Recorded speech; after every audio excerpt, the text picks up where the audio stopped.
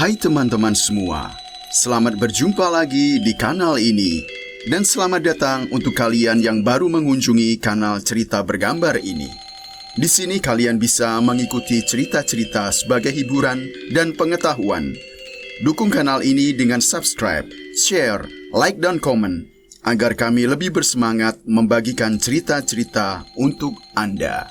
Kali ini kami akan menyajikan sebuah kisah, yaitu Niwayan Puyung Sugih. Selamat mengikuti. Di desa Karangsuwung, hiduplah sepasang suami istri, yakni Ipuyung dan istrinya, bernama Niwayan Sugih. Kehidupan mereka amat miskin, karena salah menafsirkan petunjuk Jero Dukuh yang menyatakan bahwa perjodohan mereka akan menemukan karma yang baik. Saat Ipuyung sadar akan kekeliruannya, Jero Dukuh telah meninggal. Maka setiap malam Ipuyung pergi ke kuburan Jero Dukuh. Suatu malam ia memperoleh aneka berkah yang boleh dipilih salah satu, yakni kekuasaan, kekayaan, atau kepandaian. Tetapi semuanya ditolak oleh Ipuyung. Suatu hari, istrinya tengah mengandung dan pada bulan purnama Kapat lahirlah anaknya yang diberi nama Niwayan Puyung Sugih. Warga desa datang menyambut kelahiran bayi perempuan itu yang menjadi berkah bagi keluarga kecil itu. Niwayan Puyung Sugih tumbuh menjadi gadis yang cantik sehingga banyak pemuda jatuh hati dan para pemudi kagum padanya. Ayahnya pernah berkaul bahwa bila anaknya lahir, ia akan dikawinkan 11 kali. Tetapi walau begitu, ia masih tetap perawan. Ia juga menyatakan bahwa siapapun boleh mengawini putrinya tanpa memandang tua atau muda, miskin atau kaya, asalkan mampu membayar sejumlah uang yang ditetapkan. Kabar ini didengar oleh Wayan Negara dari desa Gagane. Wayan Negara pun melamar, memberikan sejumlah uang yang diminta, dan sebelum upacara pernikahan dilakukan, Niwayan Puyung Sugih mengajukan beberapa syarat yang harus dipenuhi. Di antaranya, tidak boleh berbohong, tidak boleh marah, tidak boleh menginap, dan lain-lain. Wayan pun menyatakan sanggup memenuhi larangan-larangan itu, dan setelah pernikahan dilangsungkan, Wayan pun membawa istrinya ke desa Gegane. Walau telah menikah, Wayan Negara masih bekerja sebagaimana biasanya. Sampai karena satu alasan, ia harus menginap tanpa sempat memberitahu istrinya. Keesokan harinya, Niwayan Puyung Sugih mepamit atau mohon diri kepada mertuanya karena Iwayan Negara telah melanggar larangan. Niwayan Puyung Sugih kembali ke desa asalnya dalam keadaan masih perawan sesuai dengan kaul yang diucapkan ayahnya. Iwayan Negara pun amat sedih dan menyesal ditinggal istrinya.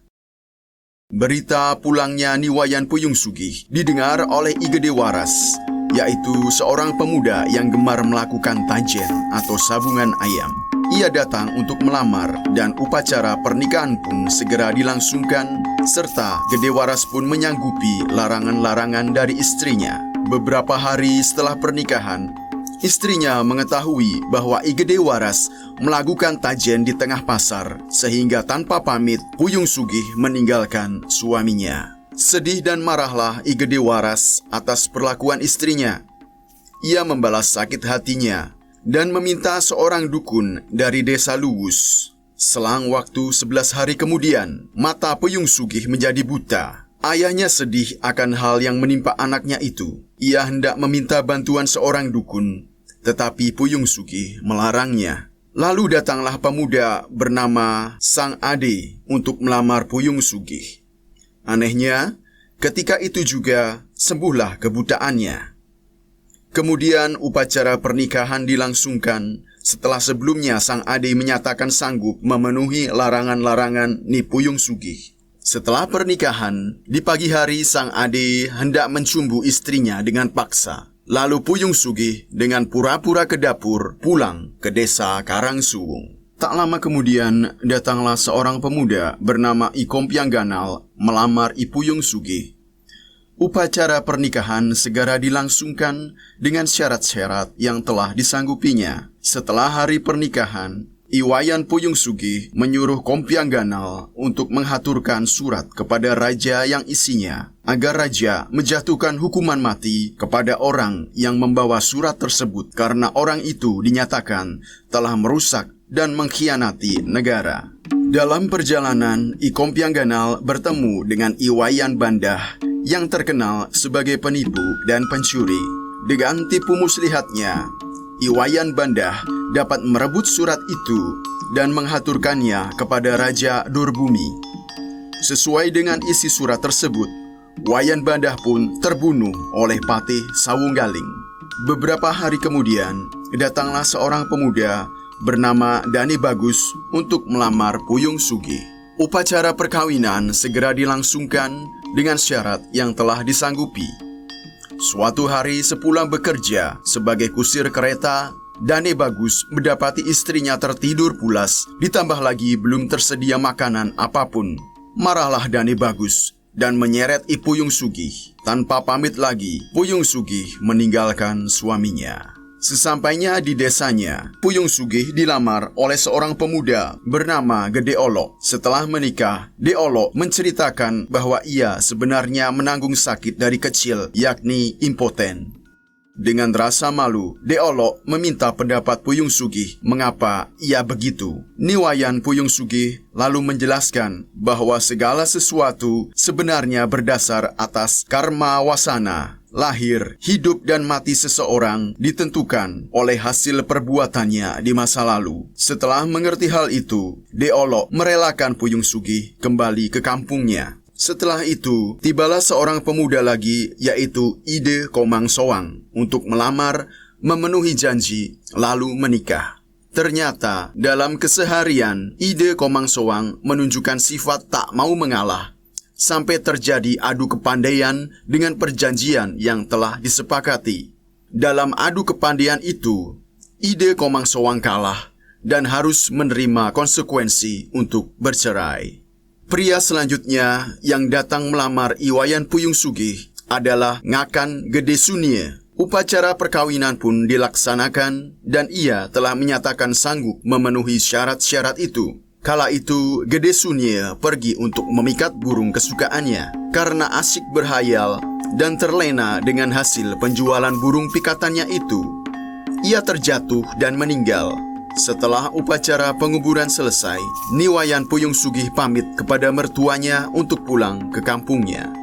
Suami Iwayan Puyung Sugih yang ke-9 adalah Dane Komang Layang. Kepadanya, Puyung Sugih banyak memberikan petunjuk dan wejangan agar pria itu menjadi seorang biksu. Setelah cukup ilmu dan segala sesuatunya ditahbiskannya, Dane Komang Layang menjadi biksu. Upacara pentahbisan itu disebut Maput Gale. Setelah itu, Dane Komang Layang merelakan istrinya pulang ke Karangsuwung dalam keadaan masih perawan. Sepulang ke Karangsuwung, datanglah seorang pemuda bernama Iwayan Keruk dari desa Abiantaru. Dalam perjalanannya membawa I Puyung Sugih yang telah menjadi istrinya, ia dihadang oleh Prabu Sundangcari yang juga bermaksud melamar Puyung Sugih. Terjadilah perkelahian yang mengakibatkan Iwayan Keruk kalah. Pada saat yang sama, datanglah Prabu Sundangbumi yang juga bermaksud melamar Puyung Sugih. Lalu terjadilah perkelahian yang menewaskan keduanya. Puyung Sugih melarikan diri ke hutan dengan bingung karena tak tahu arah tujuan. Lalu ia bersamadi memohon petunjuk gurunya, Resi Budi, untuk meminta pencerahan jalan pulang ke Karangsuwung. Keesokan paginya, sampailah ia ke Karangsuwung dan disambut dengan sukacita oleh orang tuanya. Sekali lagi, Puyung Sugih pulang dalam keadaan masih perawan. Keesokan harinya, datanglah Prabu Bangwaringin, diiringi patih dan para kawulanya, yakni Karang Bandung dan Karang Liman. Upacara segera dilangsungkan dengan janji sang Prabu untuk menepati larangan-larangan itu. Setelah tiba di Biantara, yakni wilayah Raja bertahta, Puyung Sugih banyak memberikan wejangan tentang bagaimana sebaiknya menjadi seorang pemimpin. Pada suatu malam, sang Prabu tak dapat lagi menahan nafsunya dan secara paksa hendak menjamah istrinya. Tetapi sebelum hal itu terjadi, sang Prabu telah linglung. Hal itu terjadi hingga 2 kali, sehingga ia merasa dipermalukan di depan istrinya. Karena merasa malu, ia menyuruh Patih Karangbandung untuk meruda paksa atau memperkosa istrinya. Tetapi Ki Patih tidak mampu melakukannya karena ia juga tiba-tiba menjadi linglung. Ki Patih juga merasa malu dan memfitnah Puyung Sugih dengan mengatakan Puyung Sugih mempunyai ilmu hitam dan Puyung Sugih harus dilenyapkan. Sang Prabu pun sepakat untuk menyingkirkan I Puyung Sugih. Hal itu dilakukannya dengan pura-pura mengajak Puyung Sugih bepergian ke pantai.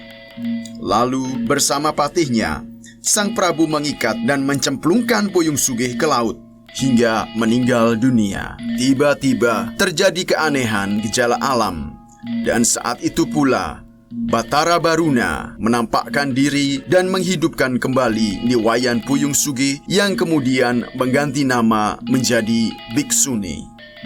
Mengembaralah Jero Biksuni melintasi hutan, jurang dan bukit. Suatu malam di tengah hutan, ia diganggu oleh sosok menyeramkan yang dikenal sebagai Rangde. Tapi karena kekuatan batinnya yang lebih tinggi, Rangde itu kemudian menyembah dan menjelma menjadi 2 ekor kera putih dan hitam. Kedua kera yang bernama Sutramaya dan Maramaya itu kemudian menawarkan diri untuk setia mendampingi Jero Biksuni. Suatu ketika, sampailah Jero Biksuni di mulut sebuah gua yang ditinggali oleh seorang tukang kampak. Tukang kampak itu membopong Jero Biksuni dengan paksa untuk diperistrinya. Tetapi karena pertolongan Sutramaya dan Maramaya, tukang kampak itu dapat dikalahkan. Selanjutnya, sampailah Jero Biksuni di sebuah desa jin dengan pemimpinnya bernama Jin Cedor. Jin Cedor mempunyai kendala untuk memotong warisan semangka tanpa harus mengenai biji-biji di dalamnya. Lalu ia meminta pertolongan Jero Biksuni dengan perjanjian akan memberi sejumlah imbalan. Setelah Jero Biksuni berhasil memotong semangka itu, nyatalah isinya adalah emas permata. Setelah menerima imbalan, Jero Biksuni langsung pergi meninggalkan Jin Cedor. Tapi di tengah jalan, ia dihadang oleh Jin Cedor yang ingin Jero Biksuni menjadi istrinya. Maka terjadilah perkelahian antara Jin Cedor melawan Sutramaya dan Maramaya dan berakhir dengan kematian Jin Cedor. Dalam penggembaraannya, Jero Biksuni bertemu dengan para resi, yaitu Resi Cangkup, Resi Duapara, dan Resi Gedene. Mereka kagum dan hormat pada kewibawaan Jero Biksuni. Lalu di antara mereka, ada yang menyertai Jero Biksuni mengembara dan melakukan swadharma. Demikianlah sobat semua cerita tentang Niwayan Puyung Sugih. Semoga kalian terhibur, menarik pesan di balik cerita ini, dan semoga menjadi sumbangan bagi pelestarian budaya dan jati diri. Terus dukung kanal ini dengan like, subscribe, dan komen, agar kami lebih bersemangat membagikan cerita-cerita untuk Anda. Terima kasih banyak sudah menonton. Sampai jumpa pada kisah berikutnya.